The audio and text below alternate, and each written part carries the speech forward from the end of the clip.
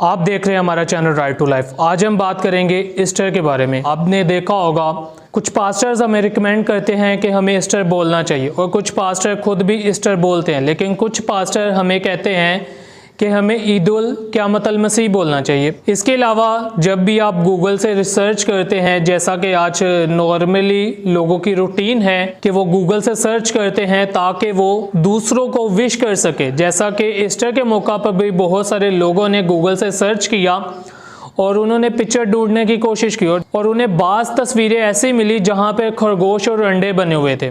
तो आज हम इन्हीं पे बात करेंगे कि आखिरकार इनका ईस्टर से क्या लेना देना है और ये चीज़ें कहाँ से आई और इनका यीशु मसीह के जी उठने के साथ क्या लेना देना है और क्या ईस्टर बोलना सही है या गलत है। तो मज़ीद बात करने से पहले आप सबसे गुजारिश है कि अगर अभी तक आपने इस चैनल को सब्सक्राइब नहीं किया तो चैनल को सब्सक्राइब कर लो, क्योंकि मैं इसी तरह कलाम की वीडियोज़ आपके लिए लाता रहता हूँ ताकि आप सच्चाई से खुदा के ज़िंदा और पाक कलाम को सीख सको और समझ सको।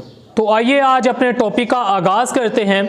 तो सबसे पहले मैं आप सबको ये बता दूं, मैं उन लोगों को ये बता दूं जो मेरे खिलाफ़ बोलते हैं कि आप हमारे रस्मों के या आप हमारे त्योहारों के ख़िलाफ़ हो।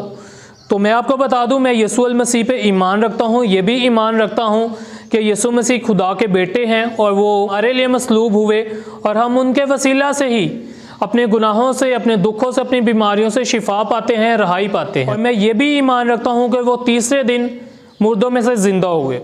तो बाकी जिन्होंने समझना होता है, जिन्होंने सीखना होता है, वो एक जुमले से भी सीख जाते हैं और जिन्होंने नहीं सीखना होता उनके लिए 10 मिनट, घंटे की, 2 घंटे की पूरा दिन लगा लो या उनके लिए पूरी ज़िंदगी ही आप उनको समझाते रहो। सबसे पहली जो चीज़ है वो है ईस्टर। ईस्टर का नाम कहाँ से और कैसे मसीहत के साथ जुड़ा। तो मेरे अजीज़ों, मैं आपको बताता चलूं, ईस्टर के नाम का मसीह के जी उठने के साथ कुछ भी लेना देना नहीं है। ईस्टर का जो नाम है, बाज़ दफ़ा आपने बहुत सारे पास्टरों से सुना होगा, वो बताते हैं कि ये कौन सी देवी से आया।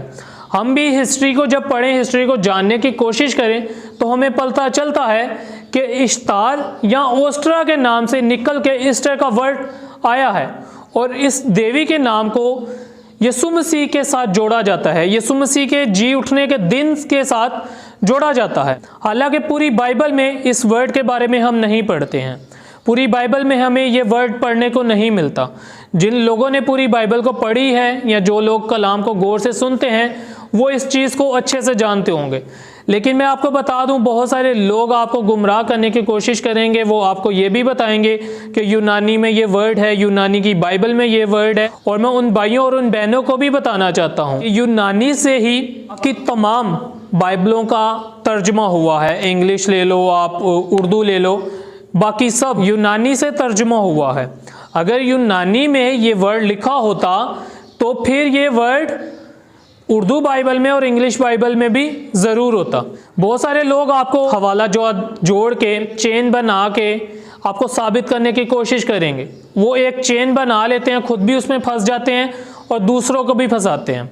तो मेरे अजीज़ों, मैं यहाँ पे आपको क्लियर करता चलूँ कि ईस्टर का किसी भी तौर तरीके से यीशु मसीह के जी उठने के साथ कोई लेना देना नहीं है। ओस्ट्रा की देवी से निकल के ईस्टर बना है। इस चीज़ को मसीहत के साथ जोड़ा गया है। हम इब्तदाई कलीसिया को जब देखते हैं तो उन्होंने कहीं पे भी इस तरह के वर्ड को यूज़ नहीं किया, उन्होंने कहीं पे भी इस तरह के अल्फाज को इस्तेमाल नहीं किया और ना ही उन्होंने हमें ये रिकमेंड किया कि हमें ये अल्फाज यूज़ करना चाहिए। और ना ही उन्होंने, यहाँ पे मैं आपको नेगेटिव चीज़ नहीं कहने लगा हूँ, यहाँ पे मैं आपको पॉजिटिव चीज़ बताने लगा हूँ। यीशु मसीह के जी उठने की खुशी मनाना अच्छी बात है, आप हर दिन मनाओ, हर साल मनाओ, अच्छी बात है, लेकिन उस दिन के साथ इस तरह की रस्मों को जोड़ देना जो कलाम हमें मना करता है और जिनसे खुदा को नफरत है, ये गलत चीज़ है। आगे से आप सबसे मैं गुजारिश करता हूँ, आप जब भी किसी को भी यीशु मसीह के जी उठने की मुबारकबाद पेश करें तो आप ईस्टर बोलने के बजाय उनको ईद क़यामतुल मसीह बोल सकते हैं, या आप उनको ये बोल सकते हैं यीशु मसीह का जी उठना आपको मुबारक हो। और इसी तरह दूसरी चीज़ जो मैंने आपको स्टार्टिंग पे बताई, जब भी हम गूगल पे सर्च करते हैं या बाज़ दफ़ा हम अपने बहनों भाइयों के स्टेटस देखते हैं, स्टोरियां देखते हैं, या उन्होंने कई दफ़ा फेसबुक पे, इंस्टाग्राम पे शेयर किया होता है कि वहाँ पे अंडों और खरगोशों की तस्वीरें बनी आती हैं।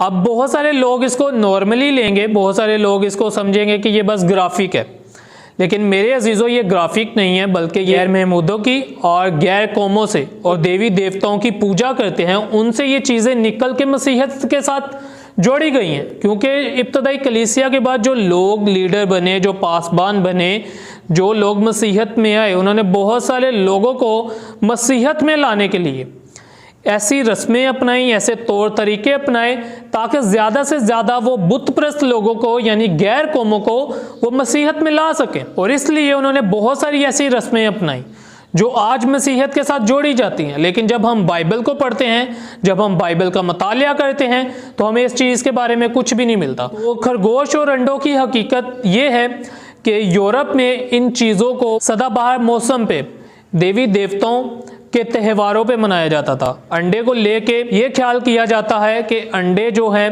ये हमें खुशहाली देते हैं, खुशी देते हैं। और जो खरगोश हैं, खरगोश को सदाबहार यानी ज़्यादा औलाद पैदा करने वाला जानवर समझा जाता है। इनका यसु मसीह के जी उठने के दिन के साथ क्या लेना देना है? कुछ भी नहीं मेरे अजीज़ों। और आज के दिनों में मसीहत में बहुत सारी ऐसी रस्में जोड़ी जा रही हैं मेरे अजीज़ों।